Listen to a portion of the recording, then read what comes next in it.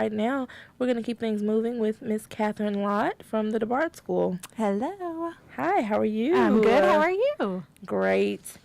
Well, so you're here talking to me about something fun you guys have cooked up for the DuBard School. That's right. We have a new event. Well, it's our second year to do this event, the DuBard School Speakeasy, happening next Friday, October 3rd at the Trent Lott Center. Tell me about that speakeasy. What is that? A speakeasy is from the 1920s. It's back during the Prohibition era when people would create little bars in the basements of restaurants or basements of their houses, and they were secret gathering areas where people could go enjoy some libations without getting caught by the police.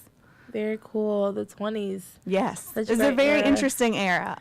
So tell me, kind of what was the inspiration behind this? You just woke up like, we're going to throw a 20s theme party. I mean, not that that's not awesome, but I wish I had great ideas like that I just woke up in the morning and said, this is what we're going to do. Now, back in 2012, DuBard School for Language Disorders celebrated their 50th anniversary.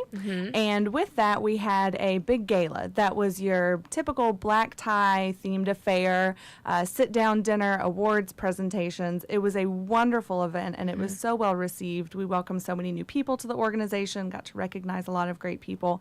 And after that event ended, everyone came back to us and they were like, you have to continue to do something like this. We need an opportunity to get back together with each other and really celebrate DuBard School. So after the gala was over, we kind of sat down and brainstormed and thought, that's wonderful. We definitely want to do an annual event. But what do? There's so many great events that happen, especially in the fall time, that are to benefit nonprofit organizations. We wanted to do something that was a little bit different. So we started thinking about what we do. We're a school for language disordered children, and started doing some research around on the internet and thought about speakeasy. And I thought, how great of a play on words to have a speakeasy themed event where we, the DuBard School, help children speak easy. So we brought this idea to our advisory board last year, and they thought it was absolutely wonderful. They said, go with it. It'll be a lot of fun.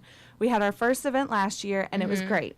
Great time. It was a great theme. Everyone really enjoyed it. We had some people who really dressed up to that flapper era, had their flapper dresses on and the headbands, and everyone was dancing and jiving. And so then after that event, they were like, please do it again. So it is now an annual event. This is our second annual DuBard School Speakeasy to benefit DuBard School.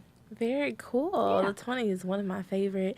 It reminds me of like Gatsby, and then all this, glitz and glamour, and like you were saying, sneaking around to go have fun, and so because everything wasn't allowed. There was so much going on during the 20s. But it sounds really fun, and who doesn't like to just dress up in the 20s, like the beads, the hairstyles. It's so glamorous. And you don't have to dress up to that era if you're coming to the event. We just require cocktail attire because not everyone wants to get in costume, and that's fine. We just want everyone to come by and have a good time.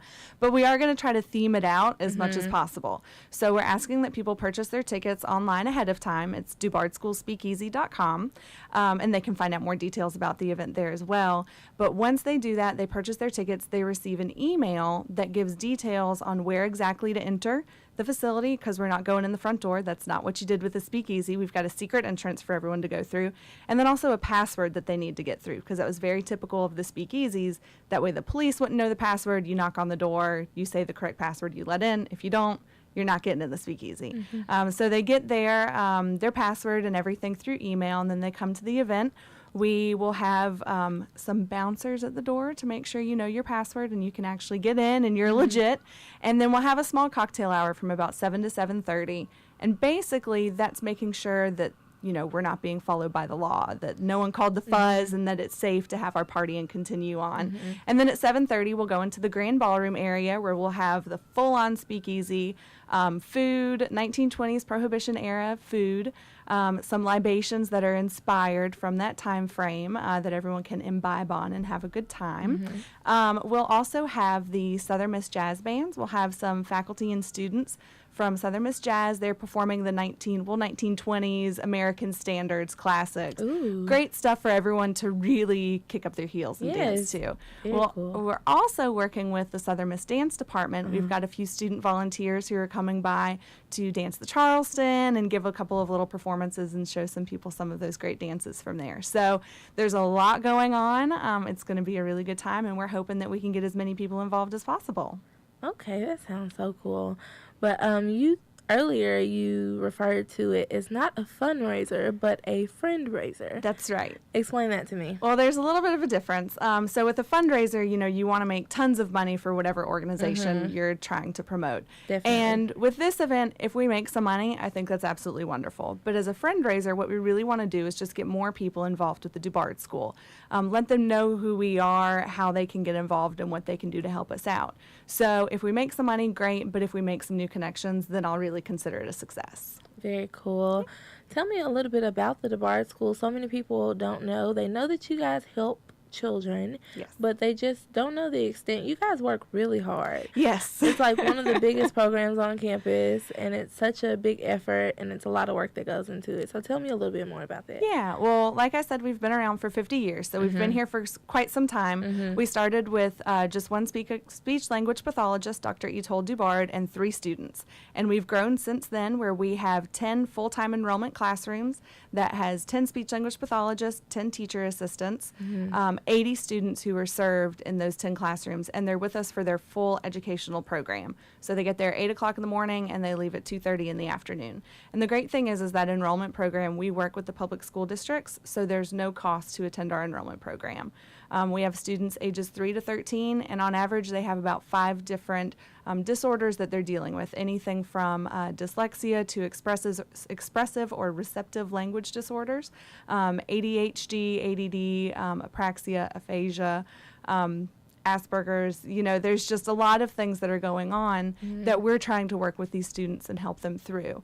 They can be with us anywhere from 2 years to 10 years. It just really depends on what age they come to us, how severe their disorders are, what they're working through.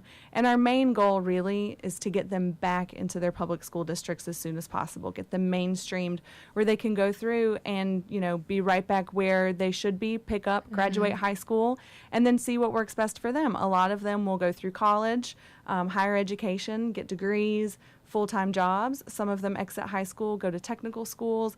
We just want them to live the regular life that you and I do, and that's what our goal is. And it's great to see those success stories where a student starts with us at a young age, just very sad and discouraged, low self-esteem, and then they leave a few years later, and they're just so excited about life and ready to take on whatever life has to throw at them.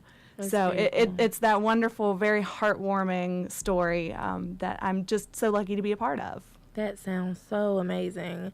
And we know that there are so many volunteer opportunities. Yes. So tell me a little bit about that. Okay. Well, if anyone is part of a community organization and they want to get involved in the DuBard School anyhow, they can give us a call, 601-266-5223, and give us their information about who they are and what they're thinking about doing. An example is Junior Auxiliary works with us throughout the year. They have about 5 or 6 different programs where it's art projects with Junior Auxiliary. They come up with an idea, they bring all of the supplies, materials needed, and they teach the students through this project. And you might be thinking, art, what does that have to do with language disorders? How is that helping anything? Well, of course, we love for our children to get as many different experiences as possible, but everything that they do is a language learning opportunity. Definitely. So when they're getting instructions, they're having to focus and see what's the next step. What do I do? When they talk about, if they're gluing something on, they learn about glue and what it does and how it makes something stick. So it's a great way for the community to get involved, but for our children to learn as well. So that's just one example of the many different ways that someone can get involved. If you're not part of a group and just an individual, we do have plenty of opportunities for individuals to get involved as well. With all of the different things we have going on, we always need some extra helping hands. And then we also work with the university as well. Since we're here on campus at Southern Miss, we love to be as involved as possible. So human performance and recreation, we have a PE teacher who comes and does PE every day with our students. Music education, teaches music class once a week for each class. Nursing students, social workers, speech language pathology, audiology. I mean, it's just, DuBard School is a great community asset that anyone can really get involved in. Definitely, definitely. And I was talking to you earlier, we're definitely going to be contacting you very soon about volunteer opportunities, because I just love everything you guys do over there. I know maybe a dozen speech path majors, and they've all talked to me about the school or something or other. So definitely it's been a big topic on campus, because you guys do have a really big impact. Well, good. Well, thank you. So what is it like for you, like being a part of something so big? Well, it's very interesting for me because I'm the communications coordinator at DuBard School. So I'm not a speech language pathologist or audiologist. I'm not in the classroom. And for me, I find it so rewarding that without having all of the highly trained skills that they have there, I'm still able to be a part of this organization somehow. I started here in 2012, so I've only been here for 2 years. But, my first day, the first thing I did was sit in on a classroom and was just blown away. One of my first responsibilities was to take a parent to a United Way meeting to discuss, DuBard School and what we do, because we are a United Way agency. And the parent told their story, and I sat in the back and just started crying, because it's such a wonderful story of just despair, and then you come out so wonderful at the end of it. I came back to my boss. I was like, Maureen, I don't know if I'm cut out for this. And she was like, Catherine, if you didn't cry, we'd be worried about you. So it's just wonderful to be involved. And so that's what anyone who wants to be involved in any way, you can be a part of that. Great. And DuBard School Speakeasy is one of those many ways to be a part of that. Okay, so when is DuBard Speakeasy? One more time, Catherine. It is Friday, October 3rd at the Trent Lott Center from 7 to 10 p.m.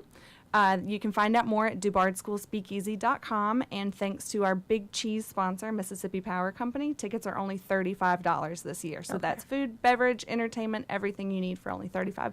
Okay, and if people need any more information about that, they can go to DuBardSchoolSpeakeasy.com, or they can give me a call at 266-6215.